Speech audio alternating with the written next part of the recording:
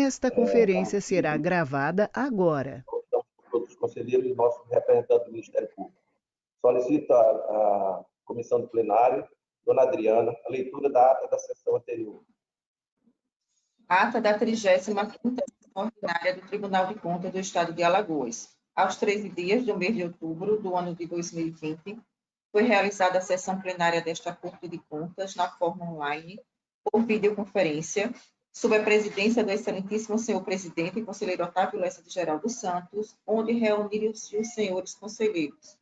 Vice-presidente, conselheira Rosa Maria Ribeiro de Albuquerque, conselheira Maria Cleide Costa Bezerra, conselheiro Anselmo Roberto Almeida Brito, conselheiro Fernando Ribeiro Toledo, conselheiro Rodrigo Siqueira Cavalcante, conselheiro substituto Alberto Pires Alves de Abreu, conselheiro substituto Ana Raquel Ribeiro Sampaio Calheiros, conselheiro substituto Sérgio Ricardo Maciel. O Ministério Público de Contas esteve presente e representado pelo doutor procurador Gustavo Henrique Albuquerque Santos. Havendo o número para deliberar, o excelentíssimo senhor presidente declarou em nome de Deus aberta a sessão, solicitando a leitura da ata da sessão anterior que foi aprovada, ao tempo que foi lida e aprovada a resolução normativa número 08/2020 da relatoria do excelentíssimo senhor presidente e conselheiro Otávio Lessa de Geraldo Santos. Pactada a palavra, não havendo quem quisesse fazer uso, passou-se para a ordem do dia. Relator o conselheiro Anselmo Roberto Almeida Brito, TC 7103/2014, TC 7865/2019, TC 6186/2012 e TC 12165/2012. Esses processos foram impossibilitados de ser relatados devido a problemas do sistema por não constar o nome do gestor na pauta. Relator conselheiro Fernando Ribeiro Toledo, TC 728/2016. Representação, devolução do voto visto ao conselheiro Anselmo Roberto Almeida Brito, solicitado vista pela senhora conselheira Rosa Maria Ribeiro de Albuquerque, TC 731/2016. Representação, devolução do voto visto ao conselheiro Anselmo Roberto Almeida Brito, solicitado vista pela senhora conselheira Rosa Maria Ribeiro de Albuquerque, TC 14173/2015. Representação, solicitado vista pela senhora conselheira Rosa Maria Ribeiro de Albuquerque. Relator conselheiro Rodrigo Siqueira Cavalcante, 11931/2015. Recurso, aprovado acórdão 62. TC 6123/2020, retirado de pauta. Relator conselheiro substituto Alberto Pires Alves de Abreu, TC 912/2017 e TC 6002/2014, retirados de pauta. Não havendo mais processo a relatar, o excelentíssimo senhor presidente facultou a palavra. Não havendo quem quisesse fazer uso, em nome de Deus, encerrou a sessão, convocando-se para a próxima no horário regimental.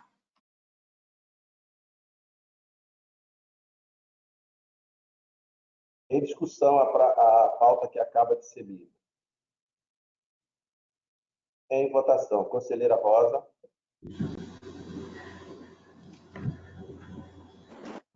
É de acordo. Conselheira Maria Cleide. De acordo, presidente. Conselheiro Anselmo. De acordo, excelência. Conselheiro Fernando. De acordo, presidente. Conselheiro Rodrigo. Presidente, eu tive um pequeno problema para acessar a sessão e acabei apenas tendo acesso à parte final da leitura da ata. Portanto, eu me abstenho de votar, né, por não ter acompanhado. Eu iria solicitar, se não fosse muito atrapalhar muito a dinâmica da sessão, a releitura da ata, presidente. Bem, então eu pedi a Adriana para fazer a releitura. E, conselheiro Rodrigo, a sua câmera está invertida, você está aparecendo de lado. Tem que inverter a câmera aí. Você está de lado. A câmera está aparecendo de lado. Adriana, por gentileza, faça a leitura da ata. Repita a leitura. Ata da 35ª sessão ordinária do Tribunal de Contas de Alagoas. Aos 13 dias do mês de outubro do ano de 2020, foi realizada a sessão plenária desta Corte de Contas na forma online, por videoconferência, sob a presidência do excelentíssimo senhor presidente, conselheiro Otávio Lessa de Geral dos Santos, onde reuniram-se os senhores conselheiros, vice-presidente, conselheira Rosa Maria Ribeiro de Albuquerque, conselheira Maria Cleide Costa Bezerra, conselheiro Anselmo Roberto de Almeida Brito, conselheiro Fernando Ribeiro Toledo, conselheiro Rodrigo Siqueira Cavalcante, conselheiro substituto Alberto Pires Alves de Abreu, conselheira substituta Ana Raquel Ribeiro Sampaio Calheiros, conselheiro substituto Sérgio Ricardo Maciel. O Ministério Público de Contas esteve presente e representado pelo doutor procurador Gustavo Henrique Albuquerque Santos. Havendo o número para deliberar, o excelentíssimo senhor presidente declarou em nome de Deus aberta a sessão, solicitando a leitura da ata da sessão anterior que foi aprovada, ao tempo que foi lida e aprovada a resolução normativa número 08/2020 da relatoria do excelentíssimo senhor presidente, conselheiro Otávio Lessa de Geral dos Santos. Facultada a palavra, não havendo quem quisesse fazer uso, passou-se para a ordem do dia. Relator conselheiro Anselmo Roberto de Almeida Brito. TC 7103/2014, TC 7865/2019, TC 6186/2012 e TC 12165/2012. Esses processos foram impossibilitados de ser relatados devido a problema do sistema por não constar o nome do gestor na pauta. Relator conselheiro Fernando Ribeiro Toledo, TC 728/2016. Representação, devolução do voto vista, conselheira Anselmo Roberto de Almeida Brito, solicitado vista pela senhora conselheira Rosa Maria Ribeiro de Albuquerque. TC 731/2016. Representação, devolução do voto vista ao conselheiro Anselmo Roberto de Almeida Brito, solicitado vista pela senhora conselheira Rosa Maria Ribeiro de Albuquerque. TC 14173/2015. Representação, solicitado vista pela senhora conselheira Rosa Maria Ribeiro de Albuquerque. Relator conselheiro Rodrigo Siqueira Cavalcante. TC 11931/2015. Recurso aprovado acórdão 62. TC 8123/2020. Retirado de pauta. Relator conselheiro substituto Alberto Pires Alves de Abreu. TC 912/2017 e TC 6002/2014. Retirados de pauta. Não havendo mais processo a relatar, o excelentíssimo senhor presidente facultou a palavra. Não havendo quem quisesse fazer uso, em nome de Deus, encerrou a sessão, convocantes para a próxima no horário regimental. Conselheiro Rodrigo. Presidente, de acordo com a ata. Conselheiro Alberto. De acordo, senhor presidente. Ata aprovada. Está facultada a palavra às senhoras conselheiras, senhores conselheiros e o nosso representante do Ministério Público. Não tendo quem queira fazer uso da palavra, pela ordem para relatar, a conselheira Rosa. Presidente, eu estou sem pauta para esta sessão. Okay. Conselheira Maria Cleide. Senhor presidente, não tem pauta vocês pautados para o dia de hoje. Conselheiro Anselmo. Senhor presidente, demais conselheiras e conselheiros, ilustre membro do Ministério Público, junto à Excelência, eu ainda continuo tendo problema com questão de pautas, já tem processo que foi pautado pela quinta vez. Minha assessoria, ela me informou que dos processos, apenas um. Eu primeiro queria perguntar se vocês conseguem me ouvir, que pelos gestos de alguns parecem que tem alguma dificuldade. Tá com a dificuldade, conselheiro. Eu acho que o microfone, não sei, deve estar com algum problema, mas a gente consegue, mas ele dá uma vibração, dá um certo... Deixa eu tentar aqui reduzir aqui o barulho. Só um minutinho, por gentileza.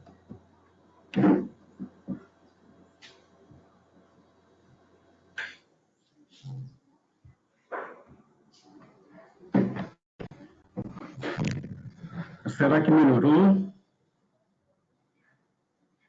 Vai indo aí, eu acho que se todo mundo está dando para entender, faz um sinal e estou dando para entender, estou dando para entender.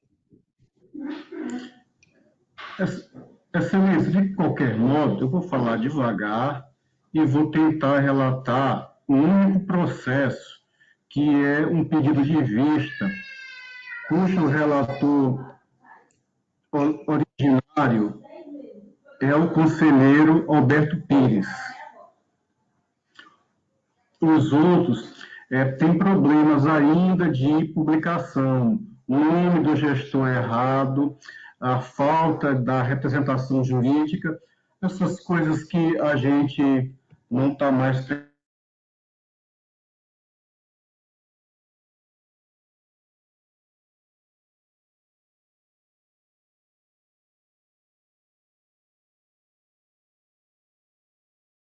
Conselheiro, se você estiver me ouvindo, paralisou o som e a imagem.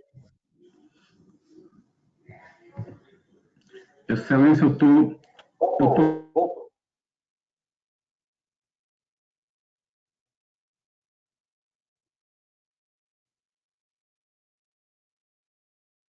A falha foi na minha conexão aqui, mas já estou voltando.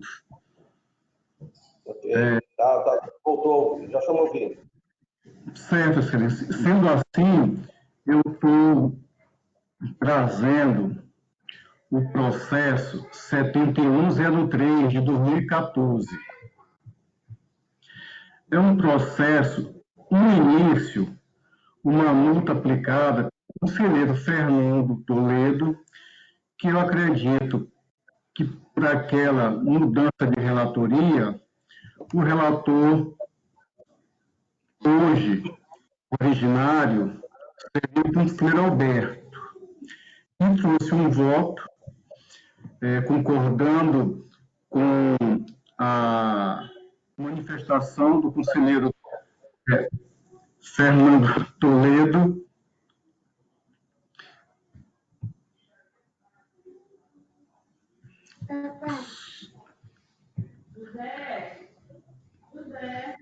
concordando com a manutenção do entendimento do conselheiro Fernando Toledo, e eu acabei pedindo vistas.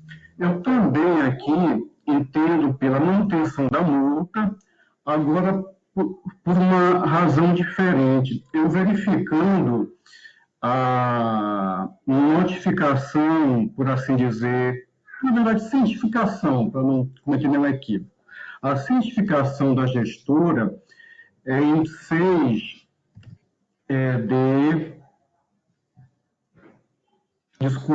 em 4 de outubro de 2019, e a sua interposição de recurso em 23 de outubro de 2019, segundo consta dos autos, eu verifico que houve intempestividade recursal.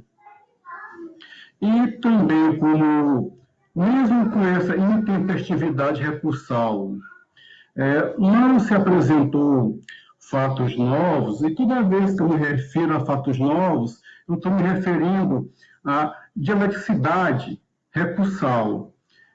Então, sem matéria que pudesse fazer o tribunal rever seu posicionamento.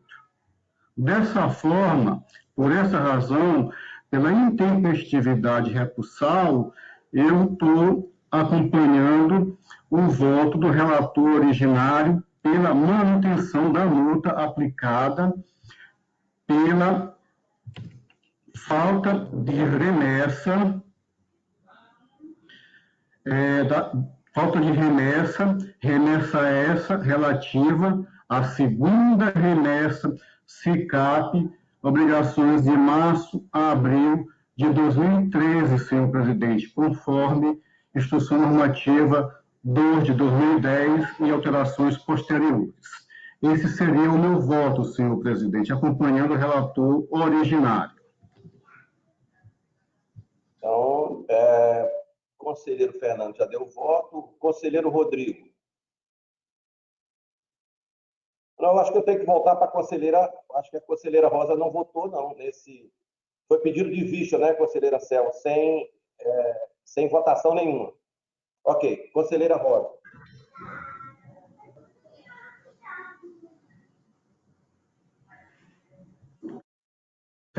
Excelência, desculpe. Foi um pedido de vista, mas já tinha o voto da relatoria antiga do conselheiro Fernando sancionando. Com aquela mudança de relatoria, o processo foi para o conselheiro Alberto. Ele trouxe o seu voto, acompanhando o conselheiro Fernando. E eu pedi vista. E eu pedi meu voto, acompanhando os dois votos, por razão diferente, acompanhando o mérito. Pronto. Exatamente. Aí eu vou voltar. Já votou, na verdade, o conselheiro que concordou com o relator originário, o Anselmo, e o conselheiro Alberto. Então, a conselheira Rosa seria a próxima agora para votar.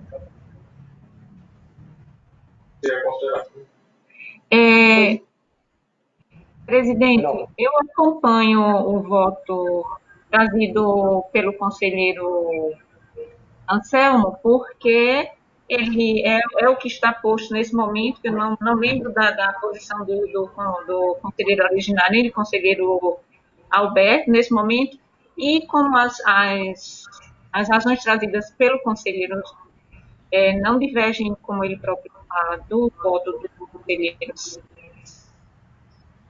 que antecederam, eu acompanho pela aprovação. Conselheiro Rodrigo. Presidente, eu só teria algumas dúvidas com relação aos marcos interruptivos e com relação às razões recursais. Eu lembro que o conselheiro Anselmo mencionou que não trouxe fatos novos, mas em suas razões recursais, o recorrente menciona quais os motivos do recurso?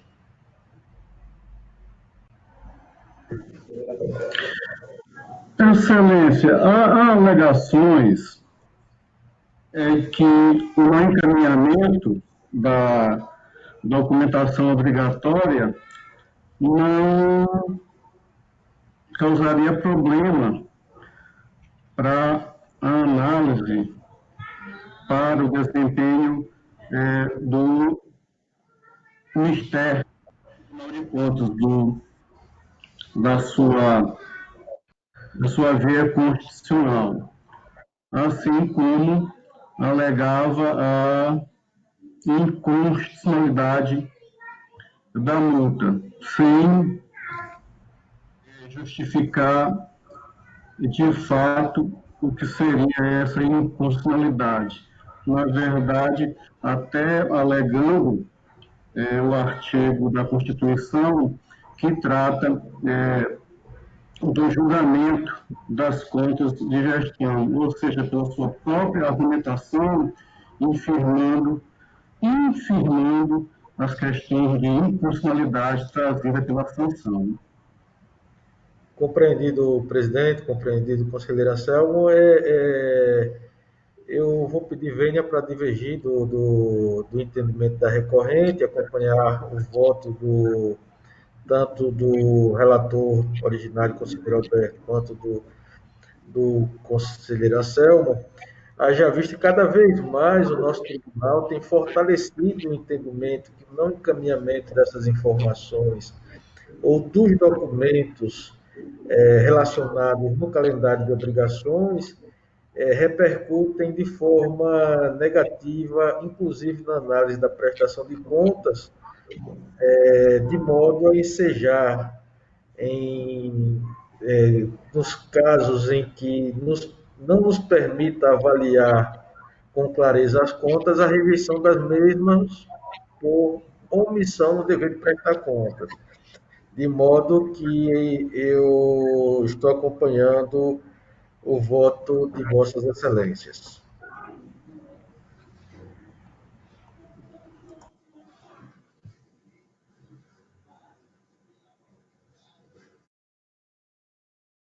Presidente, Vossa Excelência está com o microfone desligado. Sem áudio.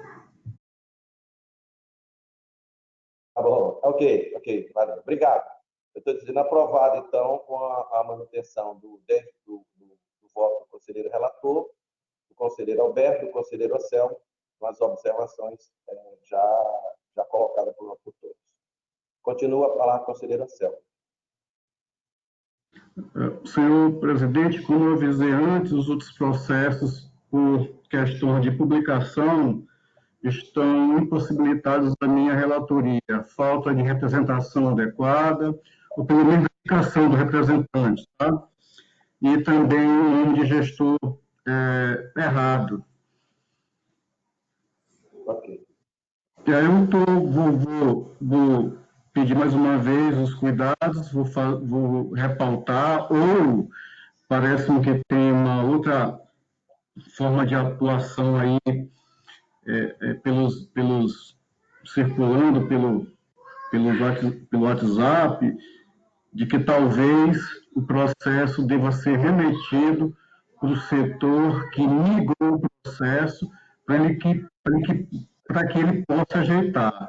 Eu, Excelência, apesar de não me agradar muito a situação, porque acredito que o relator originário poderia fazê-lo, o mesmo processo, estando em vista para outro conselheiro, porque, na verdade, tem situações em que eu até tenho comunicado a alguns relatores, às vezes o advogado, a parte, querer entrar no processo e não poder pelo sistema, inclusive pedindo cópia do processo, vista do processo, era algo para ser feito normalmente, então, pelo sistema, ficaria sabendo o relator originário, ficaria sabendo qualquer conselheiro por consultar, e, claro, aquele que o processo estivesse na sua posse em razão de algum pedido, por exemplo, de vista.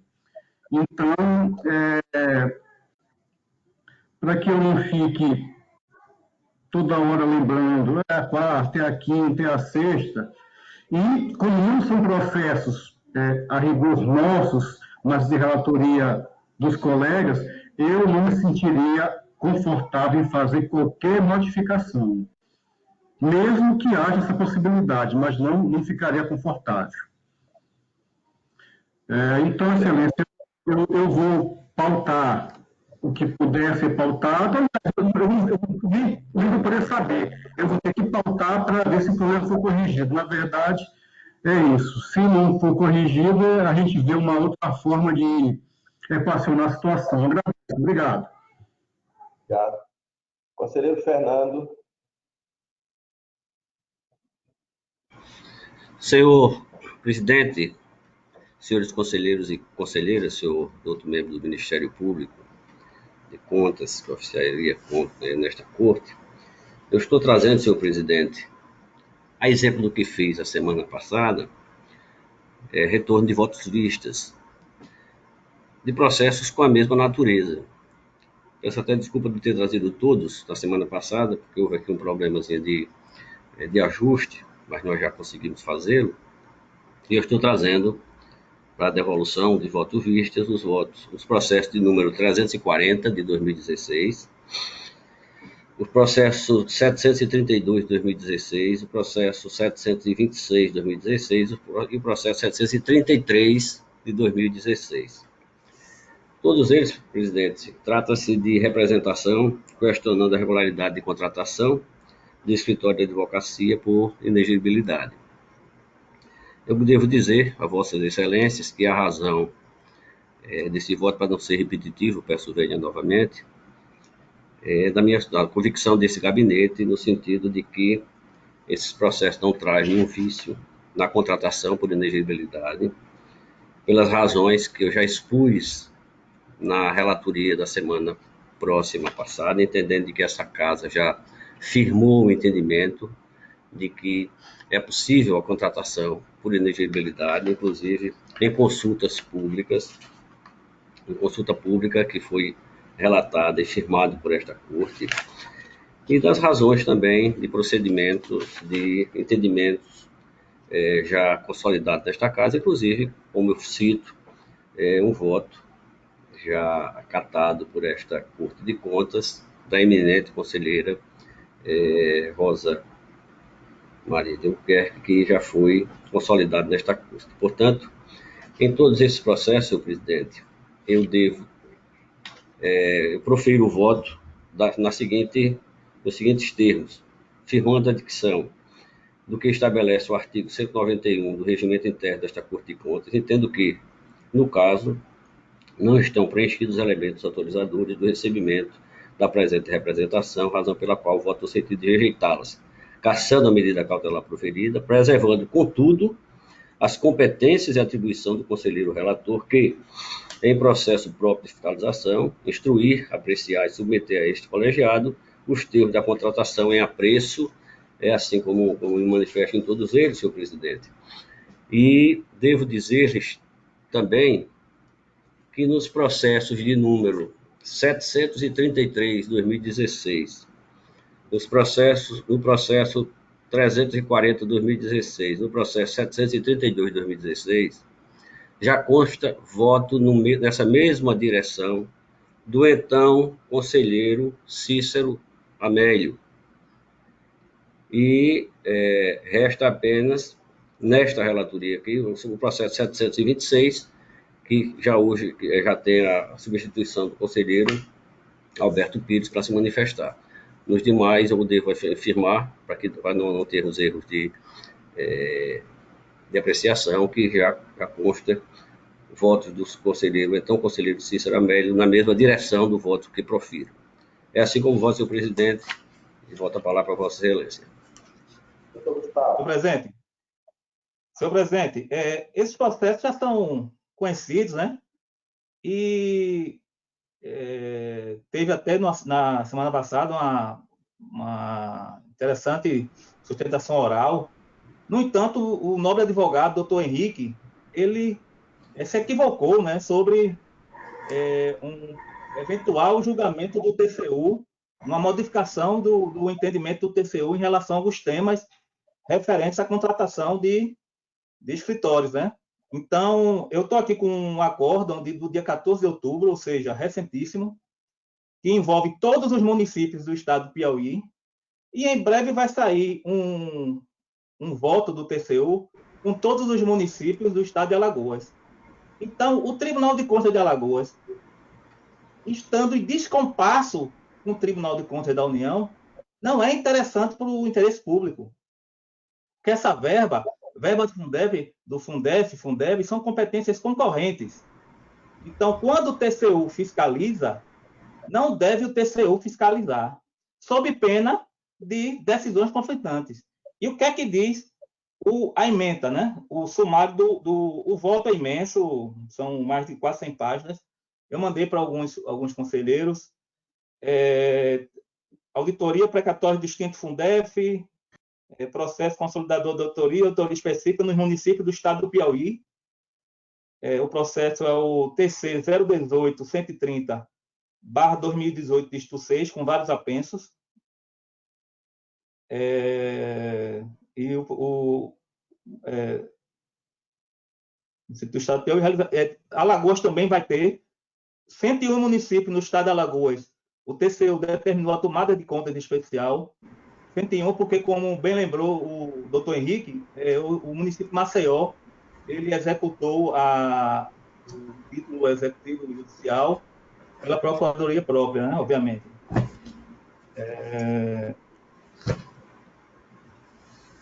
O estado do Piauí, realização de despesas não enquadradas, como de manutenção e desenvolvimento de ensino, com recursos precatórios do Fundef, pagamento indevido de honorários advocatícios com esses recursos, pagamento de remuneração a bônus de profissionais de educação, orientações da Secretaria, a CGSEX, para acompanhamento contínuo da aplicação dos recursos.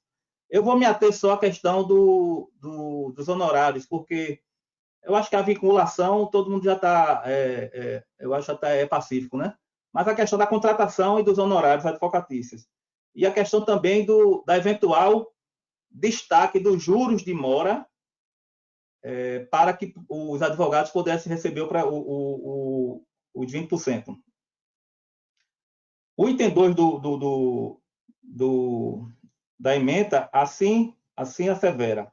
É vedado o pagamento de honorários advocatícios com recursos dos precatórios do extinto Fundef, independentemente de se tratar de ajuizamento de ação de conhecimento ou de mera execução de título judicial obtido pelo Ministério Público Federal, certo? Item 3. Os contratos firmados com escritórios de advocacia para a obtenção da diferença da complementação da União no âmbito do Fundef são nulos, porquanto decorrem de indevida inexigibilidade de licitação. Os juros de mora relativos aos precatórios do Fundef, como acessórios que são, têm a mesma natureza do principal. Devem acompanhá-la em seu destino.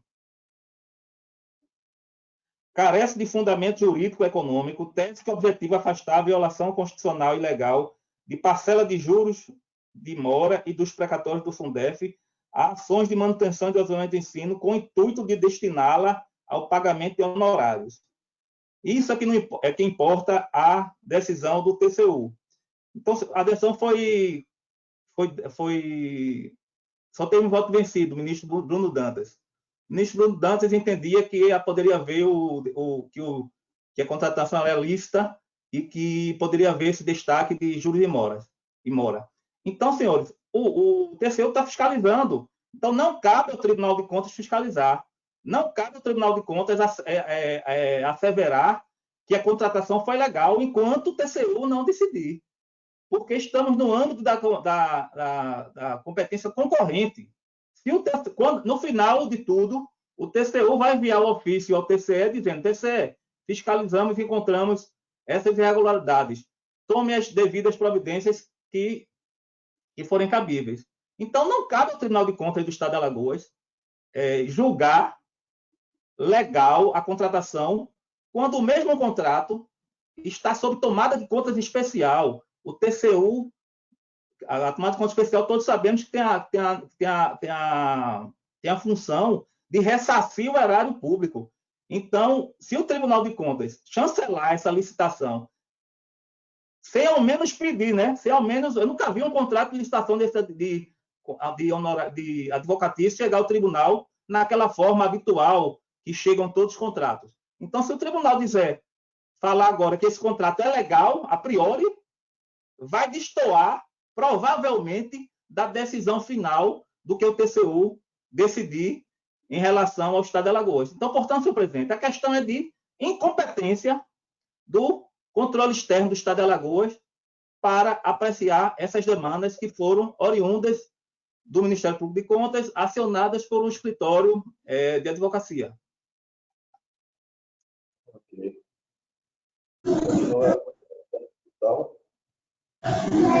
Excelente.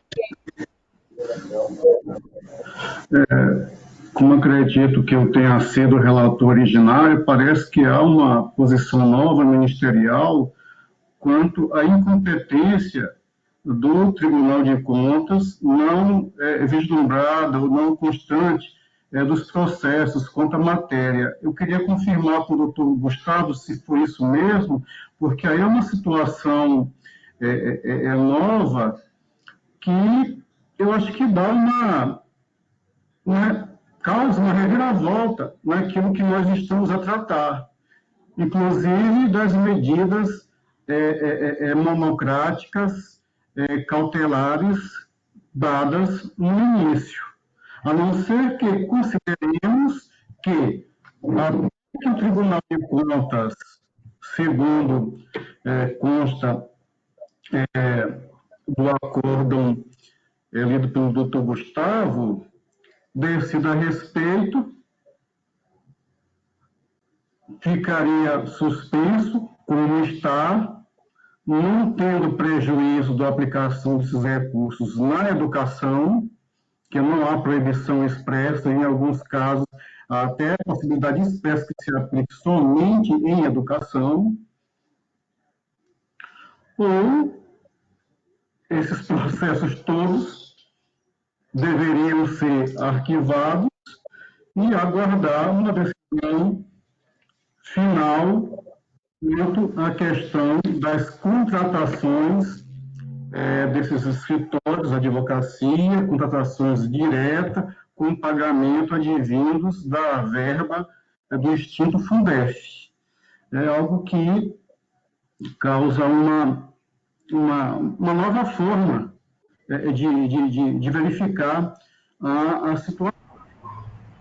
Doutor Gustavo, seria isso, então, que o Ministério Público agora está defendendo essa possibilidade, ou, aliás, a impossibilidade do Tribunal de Contas Estadual avaliar a legalidade dessas contratações. Conselheiro, eu vou tentar me fazer mais claro. Há uma possibilidade, a competência concorrente, o TCU, no primeiro acordo que tratou desse tema, disse que a competência era só dele. Depois, o pessoal lá do Maranhão, da rede do TCE do Maranhão, entraram com embargo declaratório e permanece a competência residual do Tribunal de Contas, em especial em relação à contratação. O que eu estou afirmando é que a gente não pode dizer que a contratação é legal quando o próprio TCU já disse que é legal. Presidente, obviamente, o interesse público, a verba é vinculada por decisão do TCU e por decisão do TCE também. Ótimo. Então, acho que o TCE deve vir como reforço ao interesse público e não como indo de encontro às decisões do TCU. Então, porventura, se tiver alguma cautelar vinculando a educação, que se permaneça com essa cautelar, sem problema algum.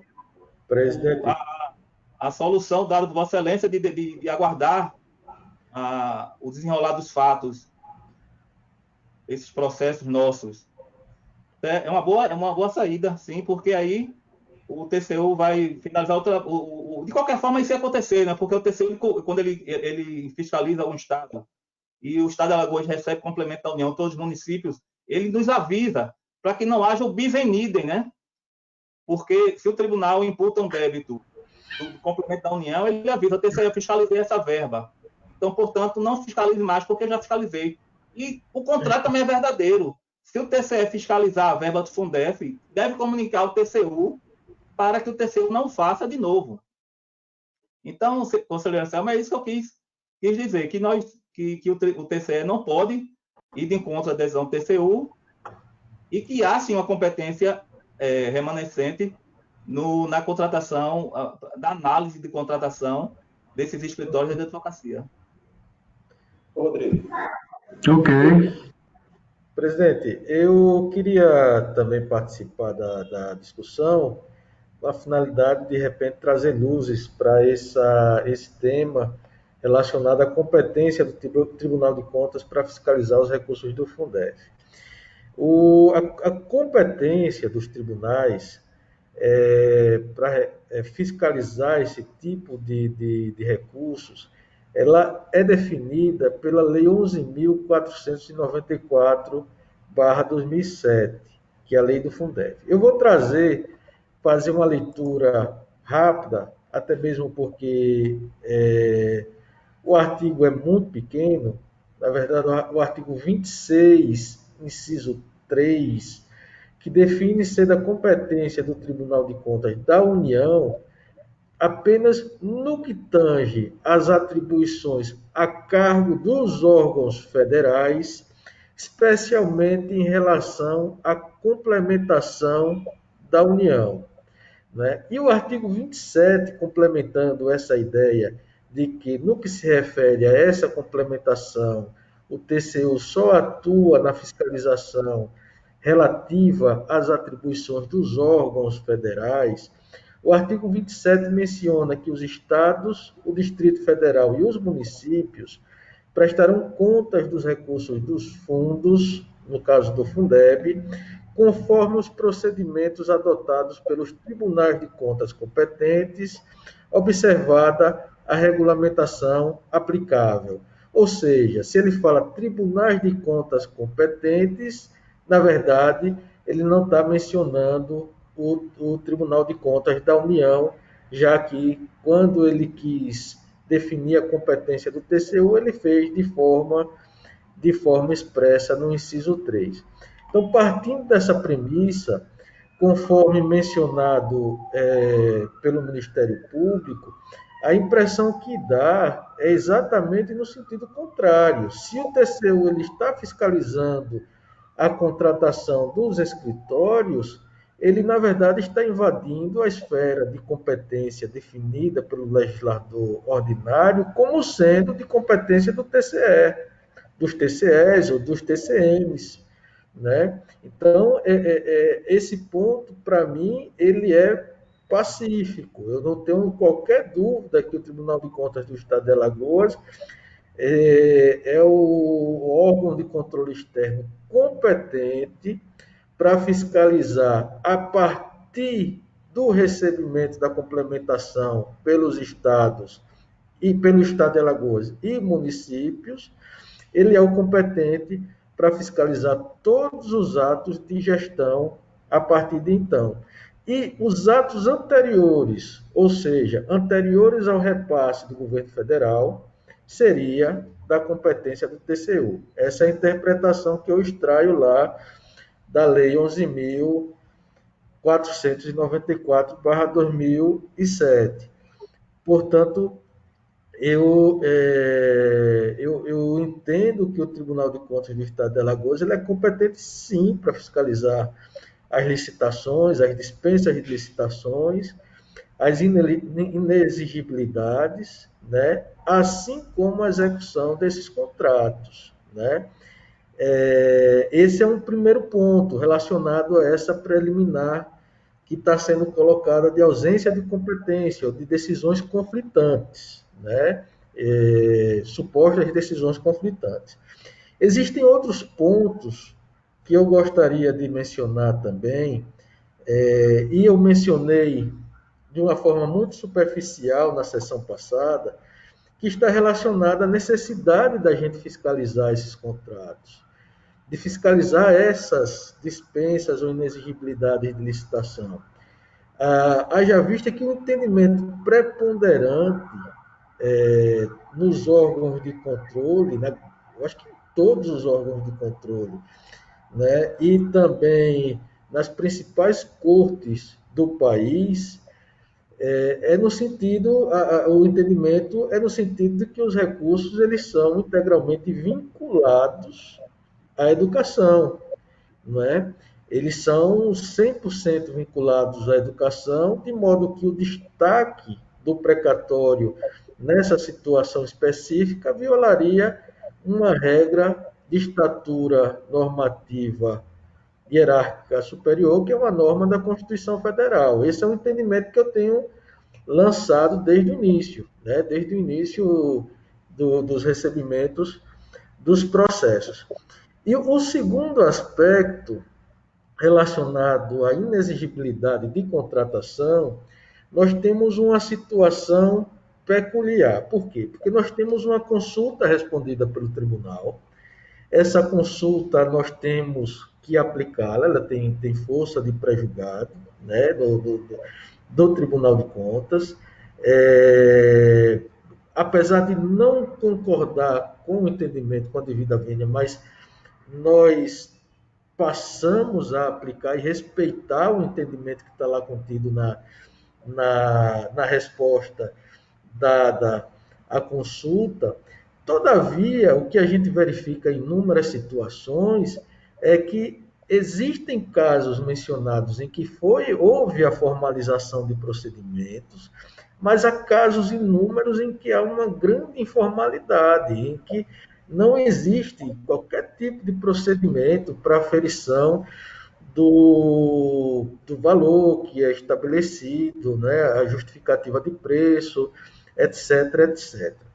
Aliado a isso, nós temos um elemento novo, que é uma ADC de número 45, que questiona exatamente a constitucionalidade da lei que veio alterar recentemente a lei 8666, permitindo essa contratação direta de escritórios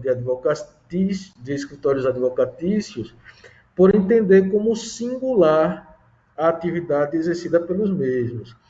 E o único voto, pelo menos é o que eu tenho aqui em mãos, proferido no plenário virtual acho que é 16/10/2020, é o voto do ministro Luiz Roberto Barroso. Ele estabelece limites à interpretação daquele artigo, no novo artigo, né, que foi introduzido na Lei 8666, propondo a fixação da seguinte tese de julgamento. São constitucionais, abre-se aspas, voto do ministro Barroso. São constitucionais os artigos 13, inciso 5, e 25, inciso 2 da Lei 8666, desde que interpretados no sentido de que a contratação direta de serviços advocatícios pela administração pública por inexigibilidade de licitação, além dos critérios já previstos expressamente, quais sejam necessidade de procedimento administrativo formal, notória especialização profissional, natureza singular do serviço, deve observar 1. A inadequação da prestação do serviço pelos integrantes do poder público e a cobrança de preço compatível com o praticado pelo mercado. Ou seja, a linha de raciocínio do ministro Barroso é no sentido de que, se a municipalidade tem, o poder público, de modo mais abrangente, tem corpo técnico para exercer a defesa jurídica, né, na esfera judicial, corpo jurídico adequado à prestação do serviço, essa contratação ela não poderia ser feita, né, sob pena de violação ao princípio do concurso público, que exige para aquelas atividades permanentes, permanentes contínuas, requer que seja prestado por servidores públicos concursados. Então, esse é um elemento novo trazido recentemente, que vai na linha contrária à resposta da consulta, talvez não contrária, mas complementa a consulta respondida pelo Tribunal de Contas do Estado de Alagoas, motivo pelo qual a gente precisa ter esse cuidado também, para ver se estão preenchidos todos esses elementos, presidente, né? De modo que, ainda que o tribunal venha a entender pelo arquivamento dessas representações, eu espero que, se vier a acontecer, seja para determinar a realização de uma auditoria ampla em todos esses contratos, né? Tanto uma auditoria para verificar a formalização dos contratos, como a auditoria para verificar o respeito à vinculação integral dos recursos do precatório à destinação constitucionalmente definida, que é manutenção e desenvolvimento da educação. Então, nesse sentido que eu estou encaminhando meu voto. Inclusive, eu já antecipei meu voto. Deixa eu pegar aqui só para eu não perder. Eu antecipei meu voto no processo TC 729/2016 e no processo 733, 340 e 732, todos de 2016, eu me declarei impedido para votar, tendo em vista já ter atuado como membro do Ministério Público de Contas naqueles feitos, né? Então, portanto, é um encaminhamento do voto que eu estou fazendo referente apenas ao processo TC 726/2016, visto que nos demais eu me encontro impedido, presidente. Um esclarecimento, por favor. Presidente, um esclarecimento só para... eu acho que eu não fui... Por que o Ministério Público entende que o tribunal é incompetente? Porque essa verba é só complemento da União. Quando ordinariamente o Fundef e Fundeb é uma mistura, né? Ninguém sabe quem é quem. Mas, no caso concreto, houve tanto é que o TCU mandou todos os municípios criarem uma conta específica. Então, só nesse caso extraordinário, o Ministério Público de Contas entende que é como se fosse um convênio, é uma verba totalmente federal, 100%. Então, daí é que surge, no nosso entendimento, e com o respeito que eu tenho com a opinião dos senhores, é que o Ministério Público entende que falece competência, o Tribunal de Contas não teria competência para atuar nesses feitos. Ok. Senhor presidente,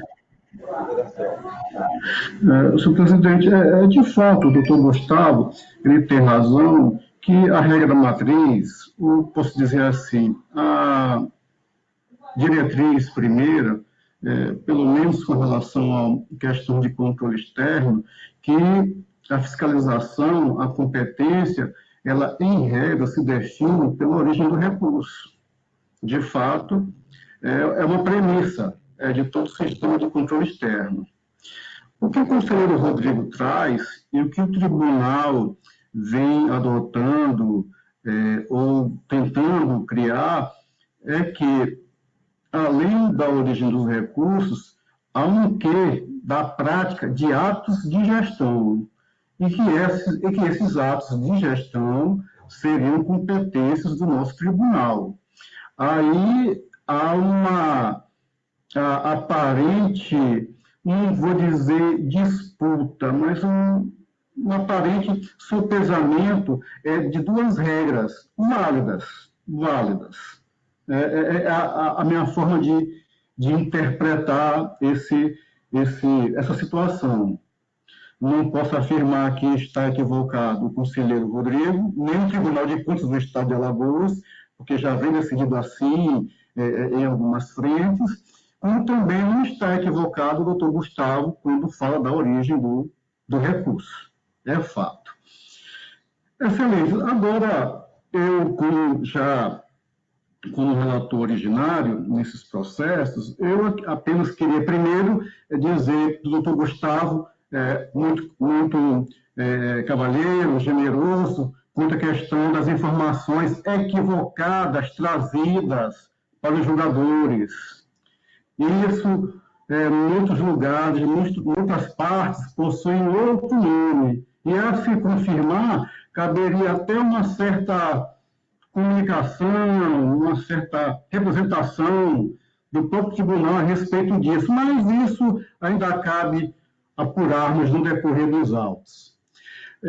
Excelência, e como relator, eu apenas queria assentar a manutenção da minha posição, tendo em vista que, aparentemente, a situação ainda não foi modificada, tendo por base a prudência em não onerar o patrimônio público municipal, tendo em vista que esses recursos eles podem, e no meu sentir, devem ser aplicados integralmente na educação, contribui aqui na discussão que, para mim, por mais argumentos que tenhamos, parece-me que a questão da confiança eleita como bandeira parece-me mais como algo a ofuscar o princípio maior, que é o princípio da impessoalidade,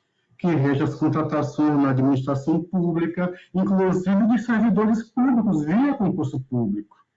Para mim, esse é o princípio maior a ser inobservado caso o tribunal adote uma outra linha, uma outra postura, ainda mais que, para mim, é difícil entender que uma simples execução ela esteja ali imbuída de toda esta singularidade e necessário todo este notório conhecimento para justificar contratações diretas.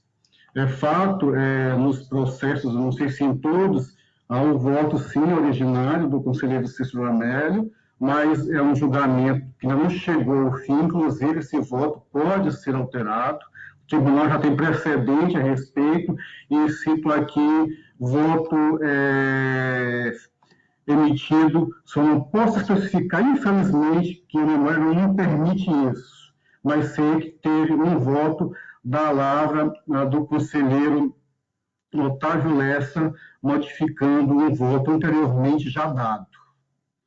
Eu perguntei à assessoria que pesquise, para que eu possa trazer na próxima sessão.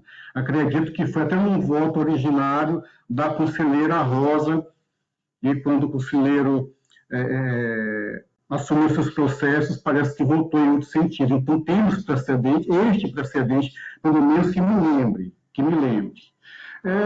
No mais, Excelência, é manter o posicionamento que o tribunal mantenha a monocrática dada, como eu disse, nesse caso, ganhando relevo, inclusive, questão de prudência, e para evitar oneração indevida do erário municipal, e os demais dispositivos de praxe, que as citações, encaminhamento de documentação, dos extratos, dos recursos eventualmente depositados para o município, para que o tribunal possa verificar se, de fato, esses valores foram indevidamente vertidos para algum outro lugar que não com gastos com educação, Excelência. E, mais uma vez, apesar de não ter sido falado aqui diretamente, lembrar da questão aí, parece que o doutor Rodrigo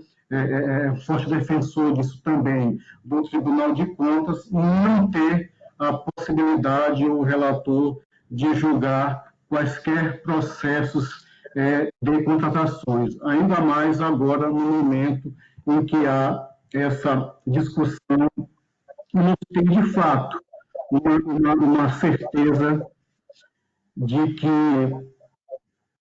seria eventualmente somente competência do TCU ou competência concorrente ou até residual com as Cortes de Contas, dada a interpretação do conselheiro Rodrigo frente ao que foi posto na lei que criou o Fundef. Já aqui fica a manutenção do nosso voto, senhor presidente. Então, a gente tem um voto do conselheiro Anselmo pela manutenção da liminar e tem um voto do conselheiro, o voto visto do conselheiro Fernando pela não manutenção da liminar. Como vota a conselheira Rosa? Presidente, para nós é forçoso, nesse momento, solicitar visto desses processos também, em virtude deles tratarem do mesmo objeto dos 3 que nós solicitamos a semana passada. E eu gostaria de saber do doutor Gustavo se ele encaminhou ao nosso gabinete as informações que ele mencionou que havia mandado e que, porque assim, eu já vi aqui, eu não detectei isso, nosso gabinete não detectou, que se, por gentileza, ele poderia nos encaminhar as informações que ele trouxe agora.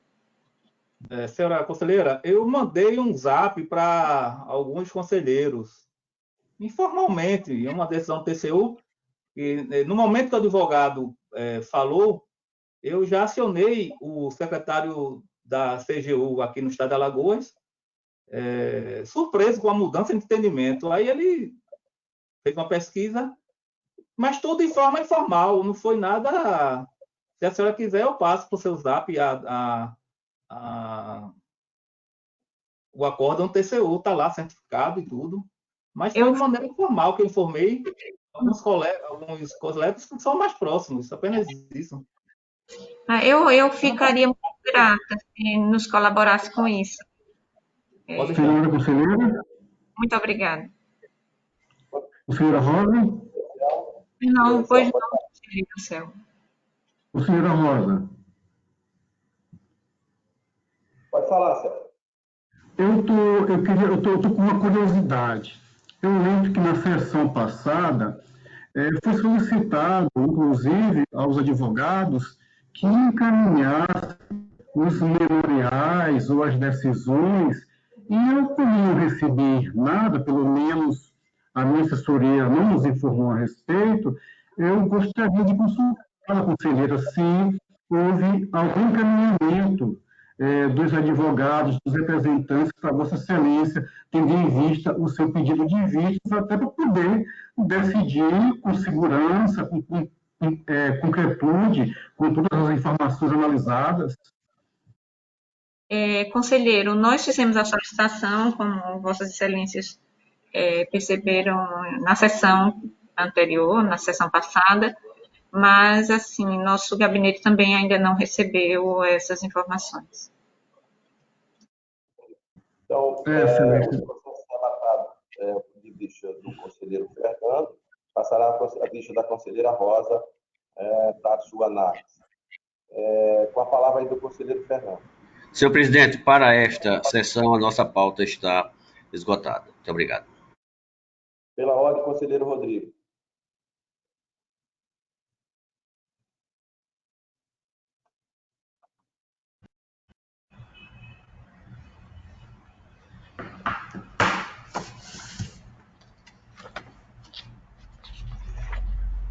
Senhor presidente, para o dia de hoje, eu tenho 2 processos pautados.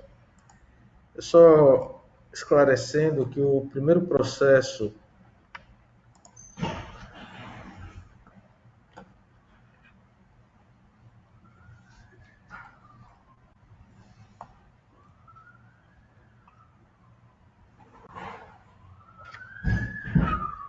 na verdade, o segundo processo, que é o de número 8123/2020, que é uma denúncia e representação proposta pela M Construções e Serviços Limitadas contra a Prefeitura de Maceió, contra a SLUM também, nós acabamos pautando de forma equivocada, de modo que eu estou retirando de pauta, peço que fique consignado a retirada de pauta, portanto, deste processo. Temos um segundo feito, que é um recurso de reconsideração em face da aplicação de uma multa aplicada à senhora Maria do Socorro Cardoso Ferro, possui como unidade gestora a Prefeitura Municipal de Minador do Negrão. É o processo de número 9772/2012. Eu vou fazer uma leitura bem resumida.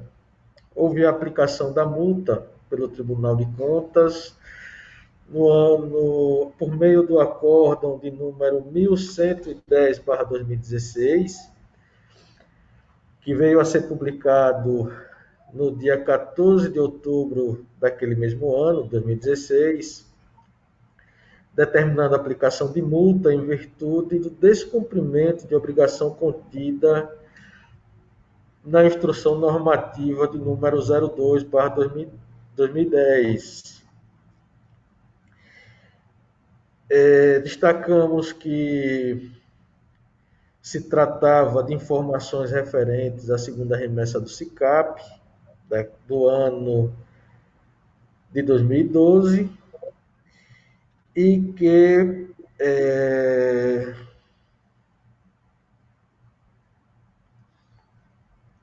a gestora apresentou como defesa naquela oportunidade não ter encaminhado as informações por problemas de adaptação ao sistema, como deficiência de internet e outras inconsistências no sistema de contabilidade. Os autos foram encaminhados ao Ministério Público de Contas, que proferiu o parecer de número 1343/2015, opinando pelo não acolhimento de defesa e a consequente aplicação da multa, razão pela qual adveio o acórdão de número 1110/2016. Ocorre que a gestora irresignada interpôs recurso de forma tempestiva, no sentido de argumentar em suas razões que não dispunha de condições financeiras para o pagamento da multa aplicada, citando, inclusive, o artigo 1º, parágrafo 1º da Lei 9.873/99, que menciona os prazos prescricionais. Dito isso, solicitou a isenção de multa, isso nas razões recursais. Os autos foram encaminhados ao Ministério Público de Contas, nessa segunda oportunidade, que, diante do recurso de reconsideração, emitiu o parecer de número 2679/2020 da 6ª Procuradoria de Contas, da lavra do doutor procurador Pedro Barbosa Neto, opinando pelo improvimento do recurso e pela manutenção incólume do acórdão vergastado. Esse é o relatório, senhor presidente. Doutor Gustavo. Senhor presidente, o Ministério Público reitera o parecer proferido nos autos. Conselheiro Rodrigo. Fizemos, senhor presidente, análise de admissibilidade. No nosso entendimento, o recurso foi interposto de forma tempestiva. Ingressamos no mérito do recursal e argumentamos de que a pretensão da recorrente não guarda tutela no nosso ordenamento jurídico, né? Mencionamos a possibilidade da mesma solicitar o parcelamento da dívida. Estamos mantendo, portanto, a multa aplicada inicialmente e trazendo voto no sentido de conhecer o recurso e negar provimento ao mesmo. É como eu estou votando, senhor presidente. Ok. Em discussão, o processo relatado pelo conselheiro Rodrigo. Em votação, conselheira Rosa. Acompanho o relator, presidente. Conselheira Maria Cleide.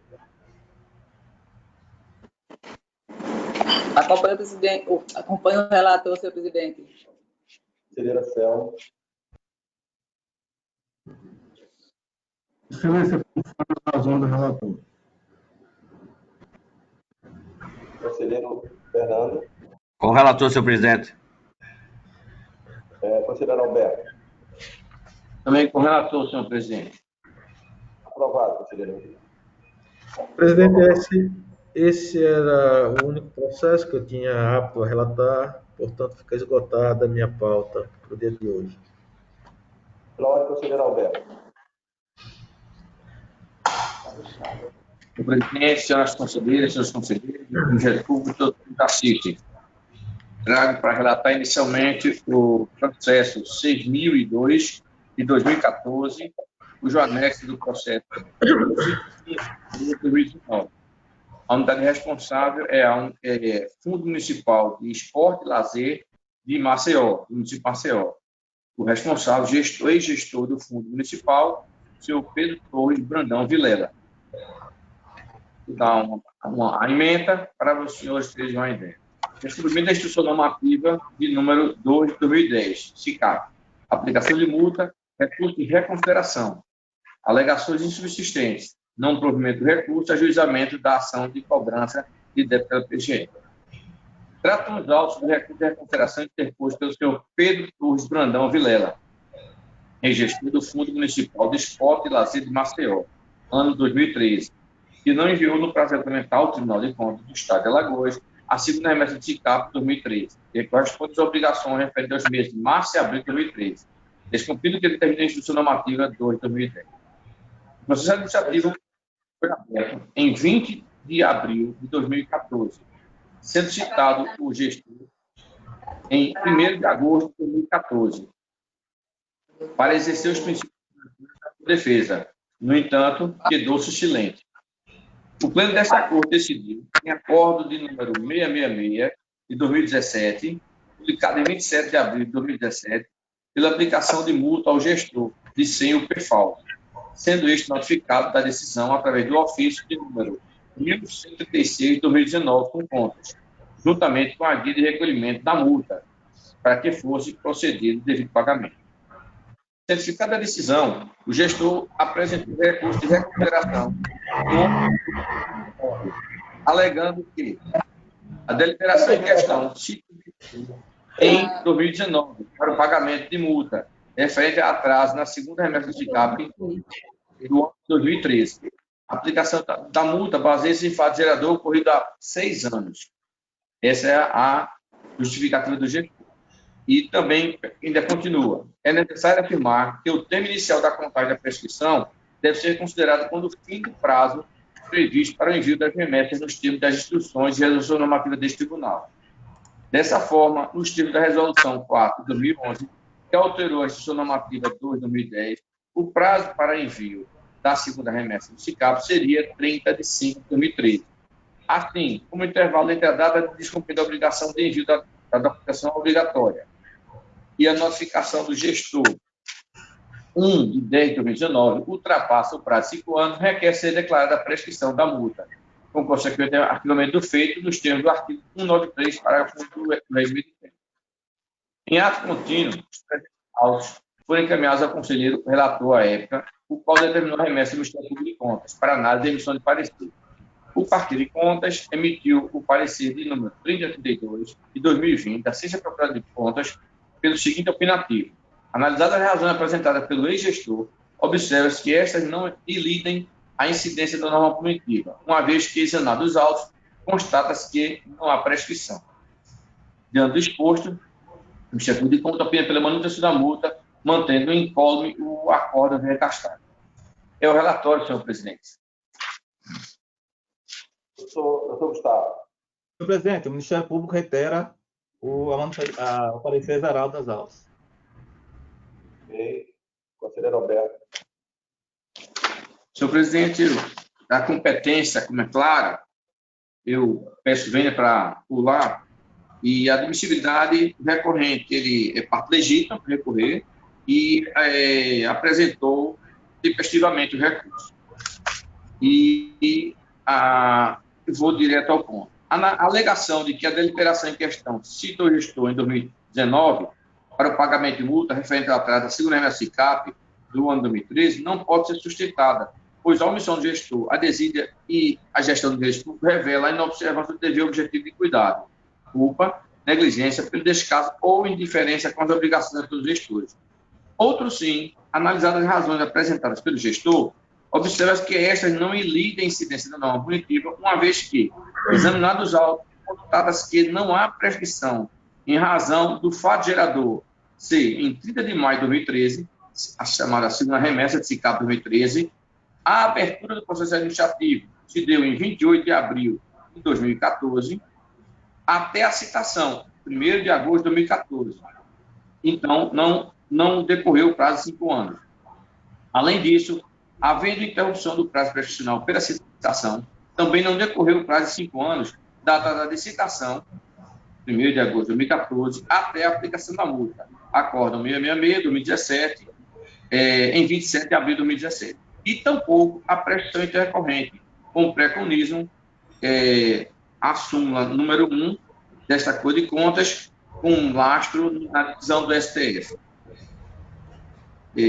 Dessa forma, venho votar no sentido que esse tribunal conheça do presente pedido de reconsideração, porque satisfeito o requisito de admissibilidade, mas negar seu provimento ao senhor Pedro Torres Brandão Vilela, ex-gestor do Fundo Municipal do Esporte Lazer Maceió, para, no método, manter em toto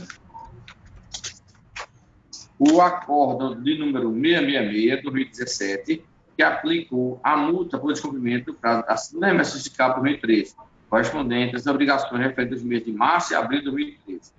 Determinar o envio da cópia autenticada do TTO à Procuradoria do Estado para a cobrança judicial do crédito, dar ciência da decisão ao ex-gestor e publicidade ao presente acordo, caso Vossas Excelências ratifiquem o meu voto, para os devidos fins de direito. É como eu voto, senhor presidente, senhoras conselheiras, senhores conselheiros. Em discussão, o voto do processo relatado pelo conselheiro Alberto Pires. Presidente, só uma questão de esclarecimento mesmo.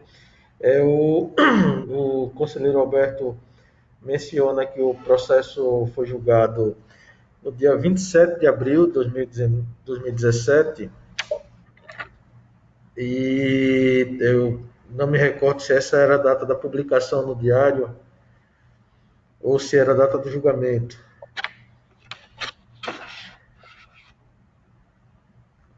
Data da publicação. No diário, tá? Só para que eu possa confirmar aqui os marcos interruptivos, após essa data, qual foi o próximo ato, o ato do tribunal de encaminhamento a notificação pessoal? Daí, olha, sendo esse notificado através do ofício 1136 de 2019, juntamente com a guia de recolhimento. Agora, a data, lhe passo agora, conselheiro. Não, não está prescrito, não está prescrito. Não tem prescrição. Não está prescrito, eu também digo. Tive cuidado de verificar todos os marcos. Esclarecido, senhor presidente. Ok. Obrigado, senhor. Conselheira Rosa, como pode?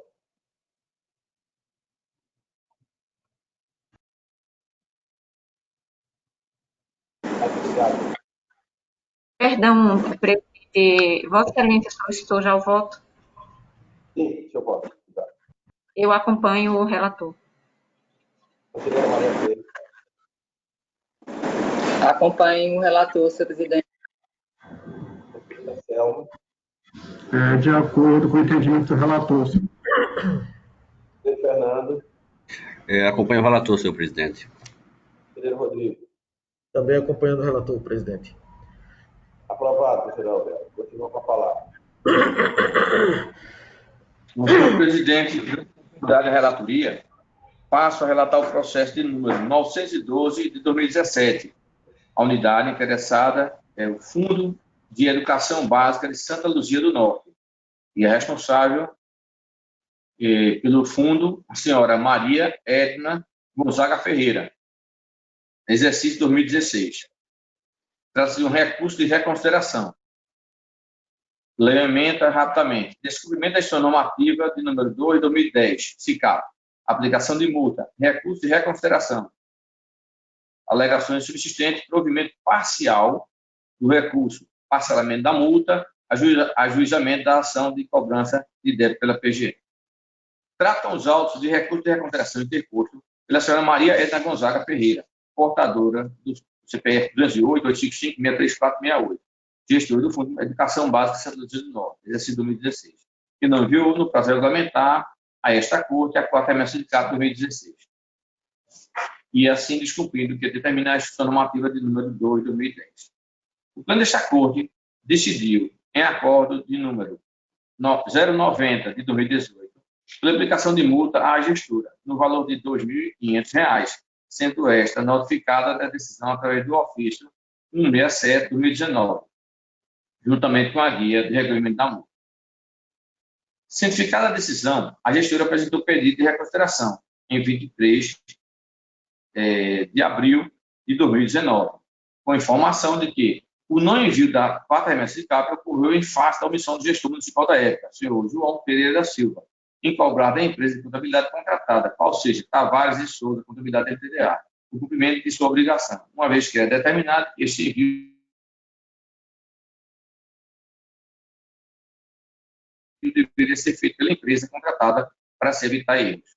Dentro do exposto, ela requeriu a revogação da multa aplicada e, B, alternativamente, ou seja, um pedido alternativo do parcelamento da referida multa aplicada.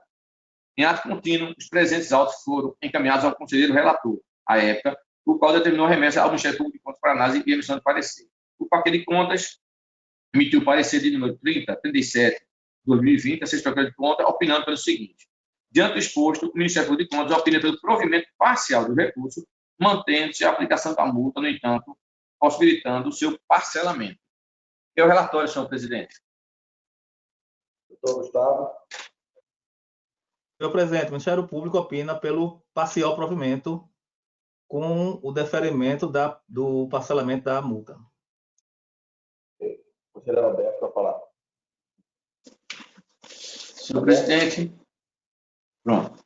Então, presidente, da competência, eu peço venha para passar.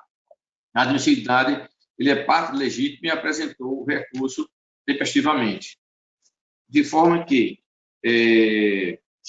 a alegação de que o não envio da 4 remessas de CAP ocorreu em face da omissão do gestor municipal da época, o senhor João Pereira da Silva, em cobrar da empresa de contabilidade contratada, qual seja, Tavar e tal, o cumprimento de uma obrigação que, determinando que o envio deveria ser feito pela empresa contratada para se evitar erros, não pode ser sustentada, pois a omissão é da gestora e a desídia do gestor, né?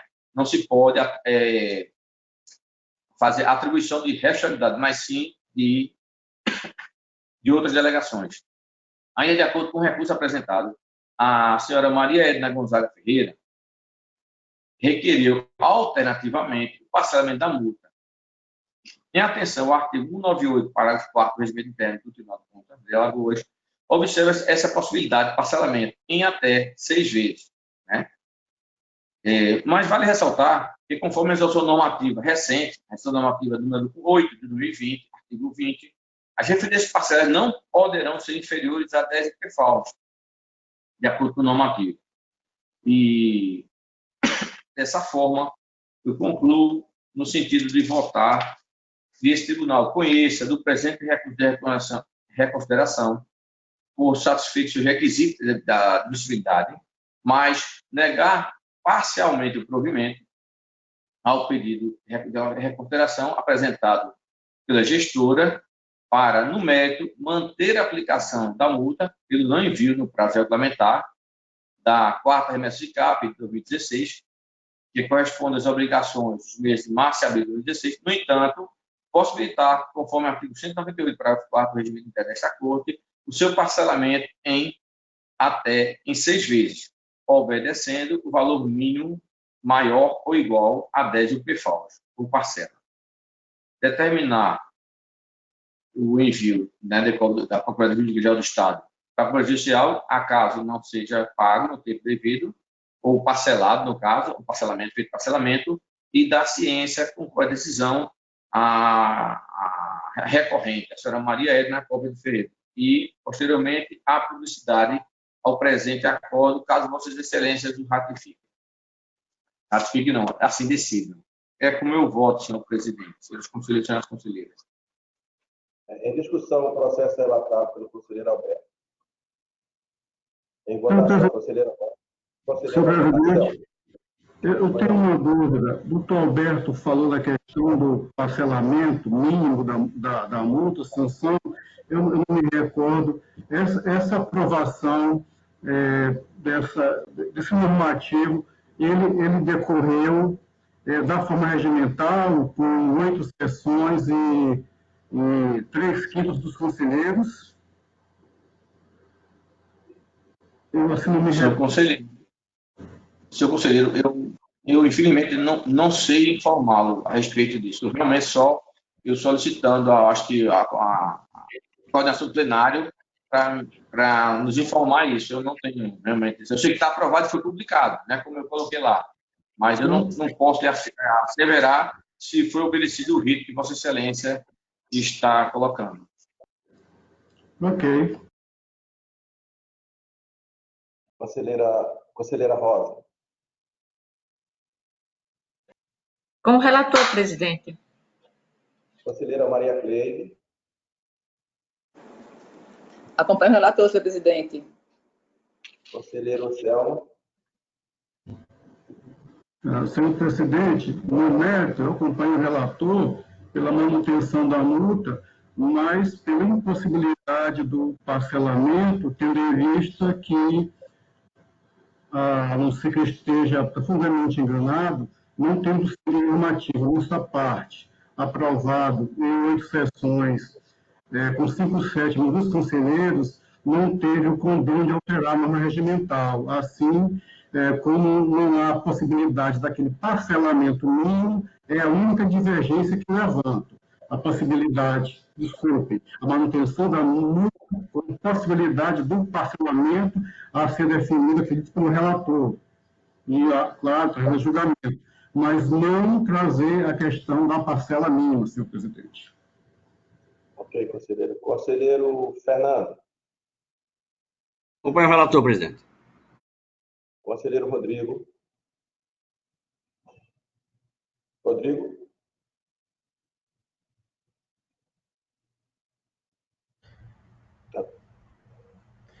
Senhor presidente, eu estou acompanhando o relator, apenas não sei se eu consegui compreender direito, eu vou divergir do deferimento do parcelamento mencionado pelo conselheiro Alberto, apesar de entender que o normativo ele é legítimo, né, está publicado, ele tá vigente e a presunção é de legitimidade do normativo, mas eu vislumbro mais como esse parcelamento como uma atividade administrativa que o gestor pode formular ao tribunal, não como exercício de uma atividade jurisdicional, né, do tribunal. A gente, toda vez que houver um parcelamento, trazer para o plenário. Eu peço desculpa se eu estiver equivocado da forma que eu compreendi seu voto, Alberto. Mas. Senhor conselheiro. Pois não, conselheiro. Eu compreendo, Vossa Excelência, e eu concordo com Vossa Excelência nesse sentido, que o parcelamento não teria necessidade de ir para julgamento. Porém, é porque o pedido de parcelamento vem no bojo do recurso como pedido alternativo. Então, apesar desse realmente ser um pedido administrativo, eu penso que, caso, já que vem o recurso, teria que ser submetido, uma vez que ela estava questionando o primeiro pedido pela insubsistência da aplicação da penalidade. E como alternativamente ela pediu parcelamento, caso nós não nos manifestassem sobre o segundo pedido alternativo, penso que estaria uma certa omissão no processo em si, como um todo, entendeu? Mas se ela viesse apenas o pedido de parcelamento, aí sim, eu acho que o relator deveria encaminhar para nossas instâncias administrativas, particular contas, para que fosse processado. É o meu pensamento, conselheiro Rodrigo. Ok. Eu mantenho o entendimento, eu acho que é um pedido que no exercício da nossa atividade jurisdicional a gente não deve conhecer e encaminhá-la para as vias adequadas, que é a via administrativa, né? Futuramente, isso poderá ser solicitado, inclusive eletronicamente, né? O lançamento desses boletos parcelados, tá? Na esfera administrativa nossa, mas entendo que não desafia realmente a atividade jurisdicional do tribunal, né? Eu apenas divergiria do eminente conselheiro Alberto nesse ponto daí, né, no sentido de negar também provimento ao segundo pedido alternativo que ela formulou, pedido recursal, e encaminhá-la às vias adequadas. Ok. Já está, conselheiro Alberto, aprovado. Continua com a palavra. Senhor presidente, findo a minha relatoria por hoje. Conselheiro Sérgio. Senhor presidente, não tenho processo para relatar nessa sessão, senhor presidente. A conselheira Raquel, só para comunicar, ela se encontra de férias, por isso que ela não está presente na nossa reunião. Não tendo mais processo a relatar, faculta a palavra às senhoras conselheiras, senhores conselheiros, e o nosso representante do Ministério Público do Estado. Não tendo mais quem queira falar. Alberto, pode falar, Alberto. Pode falar. Não está saindo o som, não, Alberto. Só não tá parabenizar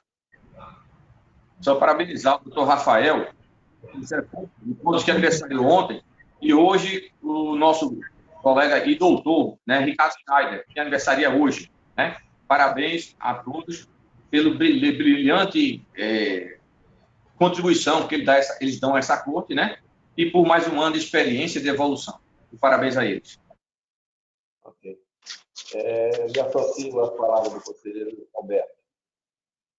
Não tendo mais que queira fazer uso da palavra, o de Deus declara encerrado e convocando para a próxima terça-feira de caráter regimental e que passe o resto da semana com muita saúde, com o Pai, Filho